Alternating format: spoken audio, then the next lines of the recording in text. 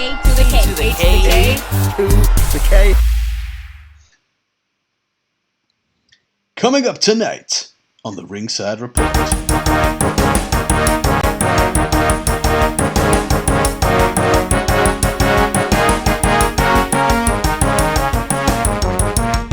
Ten more superstars allegedly on the bubble for releases. Shane Helms thinks that fans shouldn't concentrate on the behind-the-scenes rumour mill. Moxley claims Daniel Bryan regrets his WWE autobiography. The Big Show, Paul White, wants to start a cooking show with Mark Henry. SmackDown superstars get new names. Cody Apology, apologies if I pronounced that wrong, mocks Lince Dorado's release. Katarina Cortez visas expires following WWE release. Scarlett Bordeaux is in high demand after NXT release. Scarlett Bordeaux to potentially start an OnlyFans. Calm down, we'll get to that. Xavier Woods reduces up, down content after WWE involvement sees him making next to nothing for the show. And Bray Wyatt's first project after WWE release has been announced to be a feature film. What? When's that coming up, Anthony? It's all coming up right fucking now. So, I feel bad for swearing because your dad pointed out that we swear a lot, but that's almost become like a thing I say, so I have to do that one. So I'm sorry, Gary, but I have to do that one. Yeah. Shut up, Dad. If you watch this, Dad, I'm sorry. I'll take it back.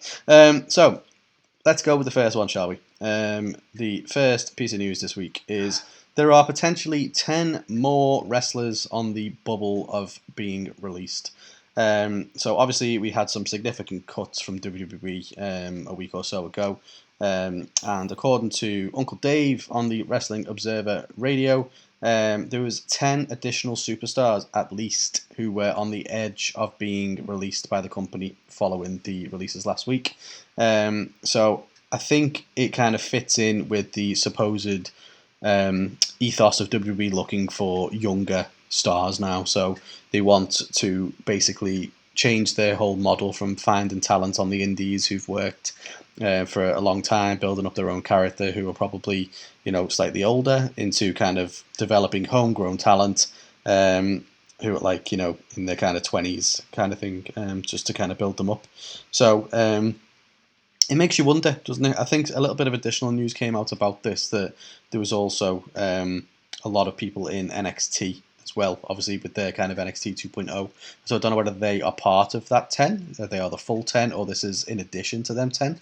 But it makes you think, who are the guys in NXT who are kind of in that 30 plus age bracket who aren't used a lot, or if they are, they're used quite sparingly, because unfortunately they could be the ones that start to, we start to see cropping up on that release list sometime soon. Interesting one indeed. It's concerning, just the sheer amount of releases that WWE have made over the last couple of years, to be honest. But and I think they always manage to throw a few wild ones in there. We're like, really, that one? Them? So not that I want any more releases, but it makes you wonder, like, what's the biggest name you're going to see on the next one? Because it's shocking most of the time. Well, exactly. And I know we didn't call it out as a separate news article. I think we posted it on our socials, but Tony Khan actually said that there was a few names from this latest release of cuts that he was actually interested in. He said normally whenever they go, proper full in and release a shitload of people, there's usually one or two names, but he said there's a few from this one, so make of that what you will. Indeed. This one is a comment made by Shane Helms, the Hurricane, if you will, on Twitter. And it's not, I think Shane Helms is an awesome guy, and this isn't going to change my opinion of him, but I'm surprised, right? Because, in the words of, is it Ronan Keaton? I don't know. You say it best when you say nothing at all, Shane. Because... Wow, please let us know if anybody who listens to this gets even that reference. Do you know who Ronan Keaton is? Let us know. Anyway, so he retweeted an article that was looking at the previous plans they had for Karrion Kross, Keith Lee, and various others. And his take on this, I mean, backstage producer with WWE, heavily involved in the company. I'm not saying he should have come out and done that, but I'm thinking it's an unusual take for me. Explain my thoughts on it, and the reason why I think it's an unusual take, because he come out and he said, "I promise all wrestling fans, if you stop investing in this behind-the-scenes rumor mill horse shit, you'll enjoy pro wrestling so much more." He went on to write, "Imagine giving this much attention to behind-the-scenes shit with movies and other TV shows. Why? So stupid." That was his tweet, right? Mm-hmm. Problem I have with it, right? I'm all for his take on most any of the rumor mill stuff, the stuff you didn't know the truth behind, like, why is Keith Lee, that kind of stuff. I'm all for that. If you want to make a comment into that, like, just let it go and concentrate on the show, right? But when he's relating it to, imagine doing that with movies and other TV shows. Here's the thing, and here's why I disagree with you, Shane, right? If Marvel were to suddenly sack Robert Downey Jr. due to budget cuts, we would be fucking talking about it. Mm-hmm. WWE have made this horseshit rumor mill bullshit by having some absolutely wild releases. You can't expect people not to concentrate on that. Yeah. Like, some of the stuff they've done, that is where you're going to get this behind the scenes rumor mill bullshit, because how, like, Karrion Kross was so fucking popular coming into NXT. I remember all the vignettes they did. I remember with Gargano. I remember the way he was put across, the way he went straight to the NXT title scene, went back to the NXT title scene after his injury, and then he goes to the main roster and he's released. And you can't expect us not to go, what the f was that? That's why I try and use that analogy with Marvel. If they release somebody like Bray Wyatt, like Bray Wyatt is a prime example, absolute merch machine. And all right, there's a lot of, like, I'm all for it if you want to say, well, let's not talk about why he was released. We're still going to wonder what the fuck went on there, right? Mm-hmm. We don't know what's true. We don't know whether he was difficult to work with backstage or not. But people are going to ask the question, for God's sake. Do you know what I mean? I know. And this is the bit that I can't get my head around why he's sort of got that take on it. It's like, oh, just don't concentrate, mate. Just watch what you've got left. Get rid of everything. Like, why? Why can't we question what the fuck's going on? I know. I mean, slight side note though, did you see that after Marvel released Robert Downey Jr., he rocked up in DC as Robin? They're just burying him. Why wasn't he Batman? You know what I mean? He clearly should be a Batman. Exactly. All the DC marks out there are supporting it. Anyway. So yeah, like I say, it doesn't change my opinion of Shane Helms. I think he's awesome. I always enjoyed the Hurricane. Don't really know him as in terms of like what you hear about all the backstage rumors about him. I kid. But yeah, I can't get my head around this take, and it did spark a bit of a conversation. So many people talking about, like, even saying, well, we do have shows like look at The Walking Dead. We have The Talking Dead, where they actually literally talk about behind the scenes. People defending it in that sense, and he's sort of coming back at those people. Saying that they don't tear down for like ad clicks and stuff like that. It's like, when your company is doing something massively negative, people are going to talk about the negative, unfortunately. And don't be wrong, I'm not defending the way the journalists of the internet wrestling community can be. Like, people love to be super fucking negative, right? And we can be a very fickle bunch as fans. But you're in WWE and they've released significant numbers of people every 9 months or so since the pandemic hit. Yeah. People are going to be negative about it. It just is what it is. It is. Life is a roller coaster. You just got to ride it. Well played. So the next piece of news to talk about. So obviously, Moxley was in the news last week. Obviously, for kind of going into rehab and stuff like that. But another piece of news is obviously he's released his first ever book, Mox, which is out in the States now. And obviously he went onto the Talk is Jericho podcast to kind of talk about that book. and he basically revealed that WWE had actually offered him the opportunity to have his own book when he was with WWE, but a certain current AEW star talked him out of doing that, and that person was, of course, Daniel Bryan. Now Bryan Danielson. So when he was in WWE, he actually released a book under the WWE umbrella called Yes, and basically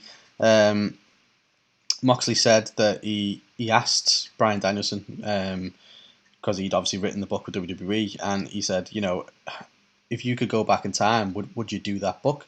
And he said no. He said it wasn't exactly how I wanted it to be, and basically that was all Mox needed to hear. So Mox is very proud of the fact that his book, is completely written by him. Typos and all, grammatical things and all. He's very proud of that fact, and it seems to be getting quite rave reviews from anybody who has read it. So I don't think it's available over in the UK until February, unfortunately, but I think it's also sold out now on Amazon over in America. But hey, check it out, because by all accounts it's a fantastic book, and obviously written from the heart by Mr. Moxley himself. So yeah, interesting.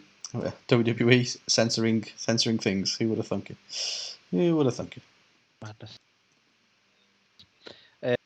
Take, and I think there's a lot to be said for, you're writing something about your life, you should be able to be as candid as possible. So if that is true, I think Mox definitely waited for the right time to write his. Mm-hmm. So yeah, fair play. The next one, Karl, I'll be honest, it might be quite brief, but I like it. It's really entertaining to me. So the Big Show, Paul White, recently interviewed, talking about his experience over the years.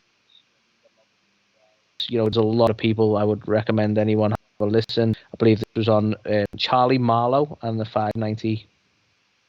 And 590. Sorry, I'm not familiar with it. A radio in St. Louis, and so he's talked about a number of different people. He's talked about like the Kurt Angle, Billy Gunn, etc. And Paul White's one of these people you could listen to for ages for the stories he'll have about the years he's put into the wrestling business. So again, strongly recommend anyone who can find it, have a listen to that. But the bit I want to mention, and the bit that is our news article for the week, is the fact that during this, he actually massively praised Mark Henry's abilities as a chef, and revealed that he wants to actually start a cooking show with the world's strongest man. He's quoted as saying he can cook his ass off. I'm telling you right now, he's a hell of a cook. People may not know that, but he is a hell of a cook. I'm trying to get his ass into doing a cooking show with me, so we'll see. So, nice quick one, Karl, but would you watch the Big Show? I would watch the hell out of that show. I'm a big fan of Kitchen Nightmares, anything with Gordon Ramsay, basically. So I'm a big fan of Shot of Brandy as well, Brandy Rhodes. I think that's a fantastic show. So I would watch the hell out of this. For me, actually better than Road to the Top, if we're honest. Episode 1, book it now. World's Strongest Flan. Oh, love it. Make it happen. What else can we do? It's got to be something there with Big Show. What food thing can we do with Big Show? The pig show? Roast a pig? I don't know. Okay, well, we'll double back to that. I thought this would be easier than it was. It's actually quite difficult. Hey, if you have any thoughts in the comments, let us know. But I would definitely be there for that. It sounds like a really fun show. But yeah, nice quick one, Karl. Just wanted to mention that we might see two of the biggest men physically in wrestling start a cooking show. That'd be a massive kitchen, wouldn't it? Let's be honest. To spend 20 minutes watching them bend down trying to get the pan from underneath the cooker. So the next piece of news to talk about this week is WWE superstars get new ring names. We are, of course, talking about the former Angel Garza and Humberto Carrillo, who are now known as the tag team Los Lotharios, and are now going by the names of just Angel and Humberto.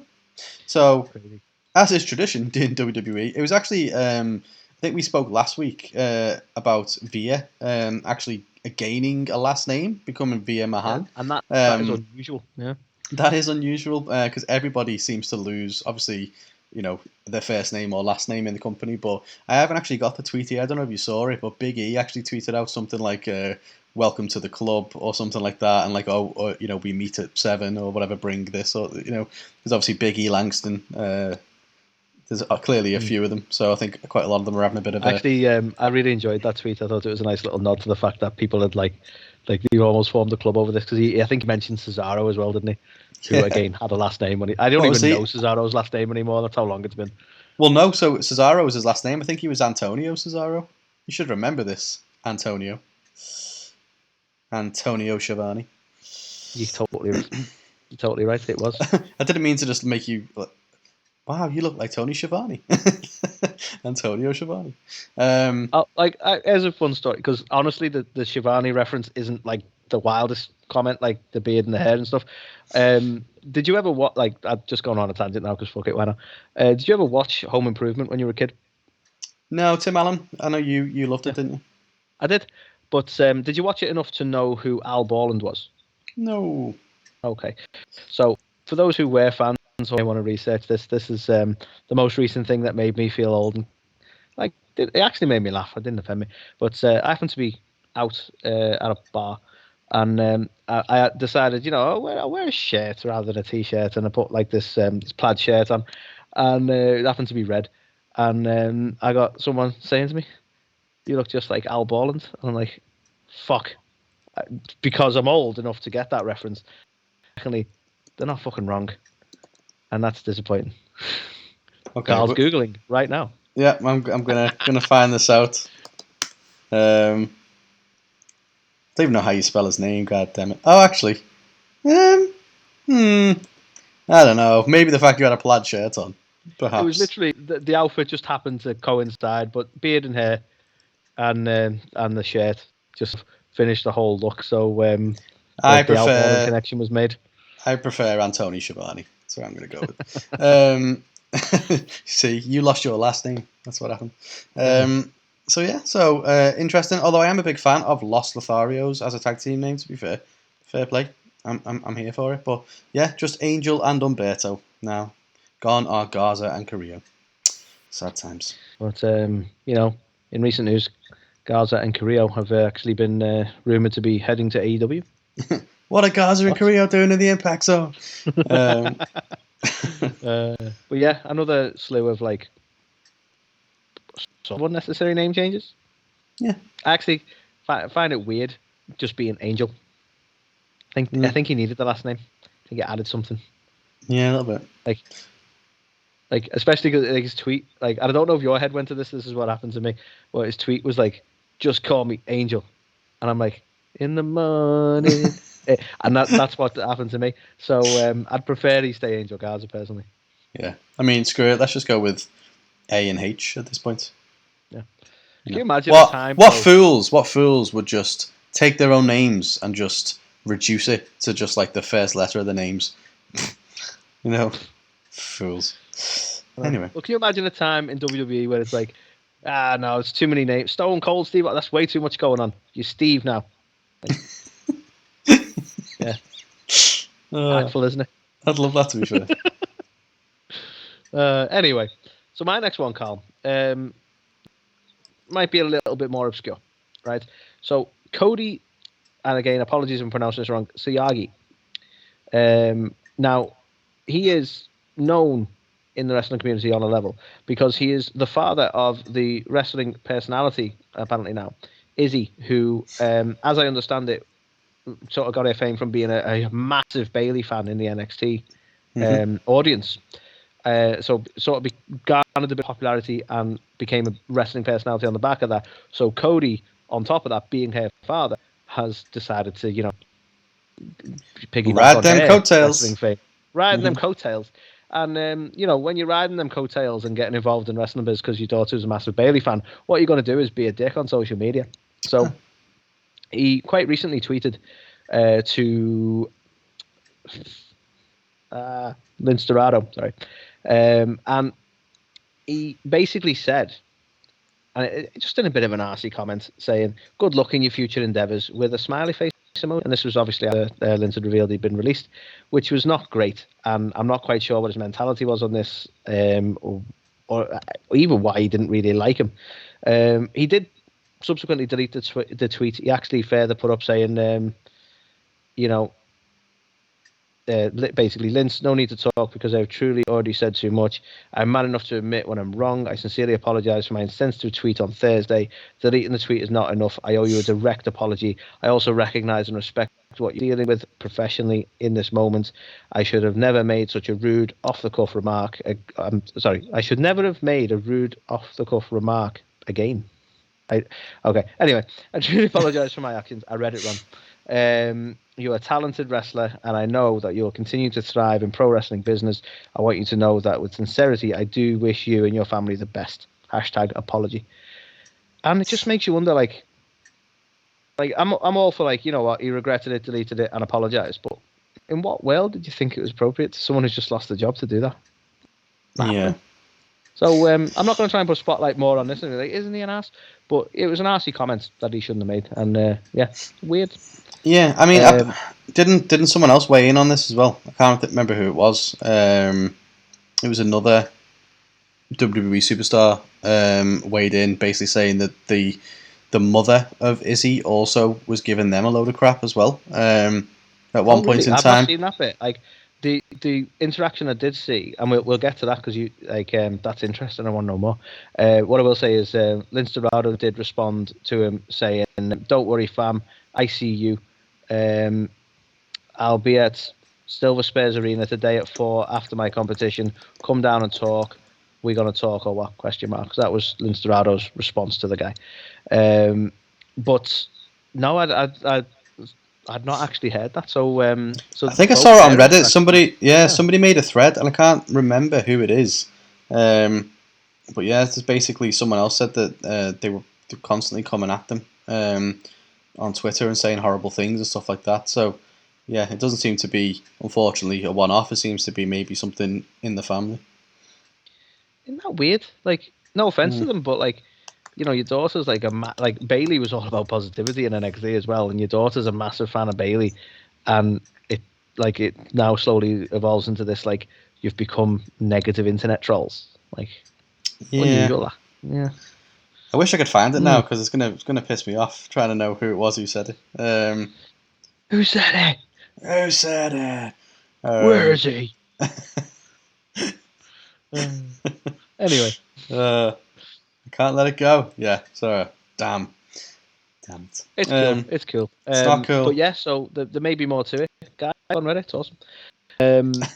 So yeah, I thought it's worth a mention because it just shows you, like, some people are quick to try and be funny. I don't know what he was going for with it, but you know, not cool, man. Not cool at all. And obviously Izzy is now trying to make it as like a wrestling interviewer and stuff like that as well. So it's only going to impact her career in that sense, you know. So hopefully it doesn't. But yeah. So the next hint from Karl, Impact. Backstage interview Impact. That's what's happening. So the next one, it's a really sad one, to be fair. So Chilean wrestler Katarina Cortez was obviously one of the 18 wrestlers that were released the week or so ago. So a day later after the release, she took to Twitter and revealed that her visa actually expires in the next month. So this really complicates her plans, obviously, in the United States because now she's lost her job. So she basically was quoted as saying, "At 18, I made the decision to travel to an unknown country without knowing English. I came here. Today I received an email telling me that my visa expires next month and I will have to sell everything that with much love and effort I have achieved." So, yeah, that's heavy, man. It really is, and it's annoying because I don't know. Presumably, like, the work visa is much easier to get when you're working for a massive company like WWE than saying, "Well, I'm working the Indies." You know, I don't quite know how that works, but like, absolutely, like, a lot of wrestlers who have been released, and you know, they've all been quite shocked and surprised. So I imagine none of them were expecting it. But what a shit situation to land in. You know, I hope something works. I hope she's a company and she can get a visa sorted. But yeah, like, it's another just sort of kick in the bollocks, isn't it? Let's be honest. Yeah, I know something similar happened with Chelsea Green because obviously she's from Canada, isn't she? And obviously lives in the US with Matt Cardona. So there was fears at one time that because you know she hasn't got a green card and stuff, how's she gonna, you know, how was she gonna be able to stay in the US and stuff like that? So yeah, it's crazy what effect it can have on people's lives. Or agency were like, we're not dealing with that hot mess. Hey, I like it. Anyway. But yeah, no, as I say, hopefully it works out. Hopefully she can sort something with it. But yeah, like you say, very sad one to read that. Yeah. So Karl, I've heard you're a fan of Scarlett Bordeaux. Yeah, correct. I am. Well, did you know that quite a lot of people are, and she is actually in very high demand. Interesting. Hopefully, there's more context. So, of course there is. I'm building like suspense, Scarlett man. Bordeaux. She's in high demand. She's literally beating people away. So currently she's obviously she's in a 30-day non-compete, as is her fiance Karrion, or Killer Cross now, as I believe he can be again. But she's actually she put out a I want to say tweet, some sort of social media post saying I've been a free agent for less than 24 hours, and I just got a magazine cover and now discussing potential clothing lines. We're about to have a lot of fun. So awesome, great to see her land on her feet. And yeah, it seems that the world is her lobster, if you will. So just a quick one. That's it's not been a bad thing for everyone, these releases. Well, sticking with the theme. Your next one might add on to this, yeah. The theme of Scarlett Bordeaux is she also may be potentially opening an OnlyFans. So she tweeted out on the 5th of November, basically saying, well, asking the question, do you guys want to see me make an OnlyFans? Blink twice for yes. Yeah, short, sweet, to the point. Was that 2 blinks? No. What made me laugh with that, like, I don't know if you bothered reading the comment section, Karl, but I'm like... I love it. Anyone I was hoping that's going to be multiple accounts. But yeah, like the comment section made me laugh because like there's so many people like, oh yeah, you know, and made up and so on. And like, obviously she's known as the Smoke Show, so there's obvious reasons why you'd want to have an OnlyFans. But what made me laugh is the amount of people who are like, oh, calm down, buddy, and stuff like that. It's like she's literally asked the question. I know. Yeah. Like people are going yes, right, and people are like, calm down, like. Why? Like, this isn't really the comment section to do that in. They're not being pervs. She's literally asked.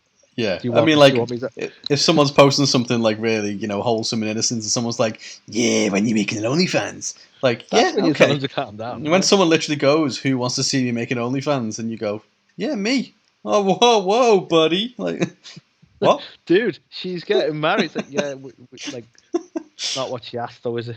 You know. Yeah. And I'm not saying that, by the way, because like we weren't one of the ones who were like, yes, please. But I'm just saying, like, the comment section is quite amusing if you want to read it. Yeah. I mean, fair play. Obviously, she's no longer with WWE. I'm sure she'll have plenty of other kind of job offers in other wrestling promotions and so on and so forth. But apparently, you can make a killing on OnlyFans. I made like 20p. Apparently, you don't want to see. Wow. You don't want to see my chicken legs. That's impressive, man. That's like you think 10p an hour, right? Every little helps, right?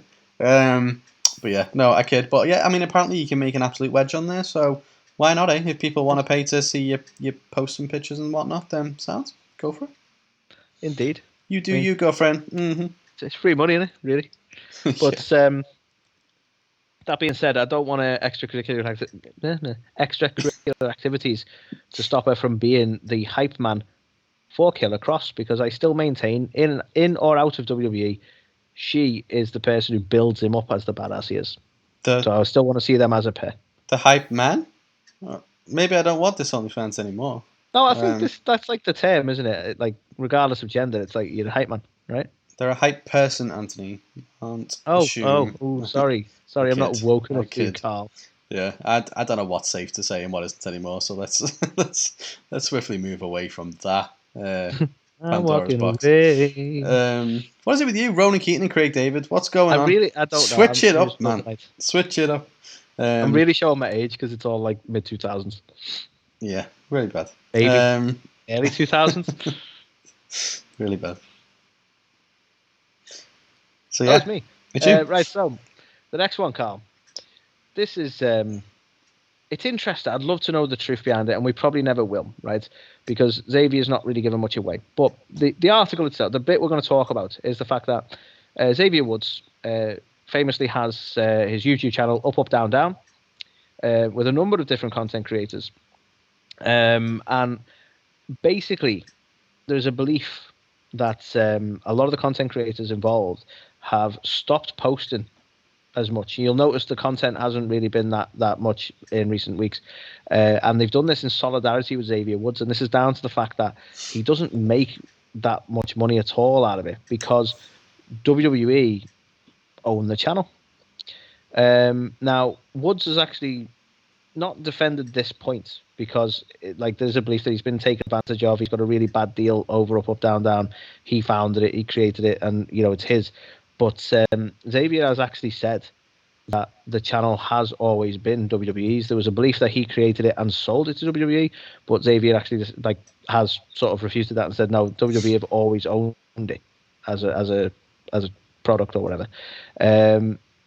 But that being said, there's a number of content creators that have been released, such as Mia Yim, Adam Cole, I believe others, but those two notable ones of Mia Yim, I believe, is still involved and maybe putting content up. Adam Cole has pulled away from putting content in there at all. But it seems that this potentially could be I don't know if it's necessarily the end of the channel if WWE owns something that is marginally successful. And I think you may have put it up on our socials just how many followers they have, Karl. I don't know if you have that number to hand. Yes, it is 2.27 million on YouTube. But I mean, the whole thing's an interesting one because if Xavier's come out and said that, fair dues. I can't imagine any reason why he would have to lie or anything like that. Anyway, but I mean, it seems mad that or not, it doesn't necessarily mean he's not having a bad deal and he's not making as much money as he should out of it. That could still be the case, but it sort of squashes that potential belief that they've took it from him. You know what I mean? Yeah. I mean, I imagine you can monetize after a certain amount anyway, and then once when you're in your millions, then you've got to be making a decent amount off that, surely. So I mean, well, you got it. I would imagine so. There's people who, if you follow certain content creators who tell you about content creation, as meta as that is, they'll tell you that they earn a decent amount, and they'll be on $500,000 to $1 million. Do you know what I mean? So when you're getting 2.27 million, like you say, it's WWE probably just think of it as a drop in the ocean, but it will be a fair wedge, you imagine, and that is. That's pulling aside, that's just revenue potentially from YouTube. I mean, there'll be all sorts of other stuff involved. He's constantly involved in different projects. He's done certain competitions and all sorts on there. Do you know what I mean? So you don't know what other sort of sponsorship deals and revenue it gets in that sense as well. But so apparently, by all accounts, he's not getting a very good deal from it, and we may see the content drop significantly. And we have seen it drop. But it might be that this is being done as a deliberate effort. And what will this mean for the channel going forward? We just don't know. Yeah, let's keep our eye on that one and see how it all unfolds. So the last piece of news to talk about this week involves the one and only Wyndham Rotunda, formerly Bray Wyatt in WWE. So his first post-WWE project has been revealed. So there was a interview in Metro UK, of all places, which seems to have been quite popular actually this week. A couple of news stories coming out of there. But basically, they interviewed a guy called Jason Baker. So he is the owner of Colossum Studios and is a special effects and makeup artist. I believe he's worked with WWE in the past as well. I think he did Triple H's Crown, for example, for his WrestleMania entrance. So a bit of a connection with WWE there. But he gave an interview with Metro UK and basically said that Rotunda is actually set to star in a new horror movie. So filming on the project is scheduled to begin at the end of this month in Tennessee. So he was quoted as saying, he's a phenomenal collaborator. He's become a really good friend, and you're the first person we're first person that we're publicly telling about. We are starting a film at the end of the month. So 2 weeks to go, filming in Tennessee. It's a feature film, and it's something really new and different. I'd say possibly the best way to describe it is Itchy the Killer meets Xanadu. So, interesting. Both references I do not get. Same. So, yeah. To educate yourself now to understand what the fuck he meant. But yeah, interesting. I wonder what that means then. Is he going to be himself? Is he, he's a special effects and makeup artist. Is he going to create something? I mean, we saw a few Something bits and fiendish. bobs. Well, we saw a few, like an Only mask type thing, so there was a lot of speculation that was going to be his new gimmick from wrestling. Maybe that's to do with the film. Who Maybe. knows? He's been very cryptic up to now, so we just really don't know what irons are in the fire or what it all relates. No. And yeah, interesting one, and one that we will have to look out for. And as you say, educate ourselves on the horror movies, because don't know either of them. So yeah, No. that was it. That was the news this week. But it was. It was beautiful. It was real. Do you feel informed? I know. Good. I do. Yeah. Tell your friends. Inform your friends. By telling, don't take what we told you and tell them. No, you direct them to us. That's how this works. Come on. Don't be like WWE and up, down, down. You know what I mean? But yeah. So yeah. Thanks for tuning in to the news. Obviously, if you're not checked out This Week in Wrestling, make sure you head over there to hear our thoughts on WWE and AEW for the past week. And we are about to discuss the career of Roman Reigns in our unique segment this week, which is the Superstar Spotlight on Roman Reigns. So, take it easy. And yeah, check that out. And here is Griff Garrison to say goodbye. This is Griff Garrison, and you're listening to A2theK. A2theK. A2theK. A2theK.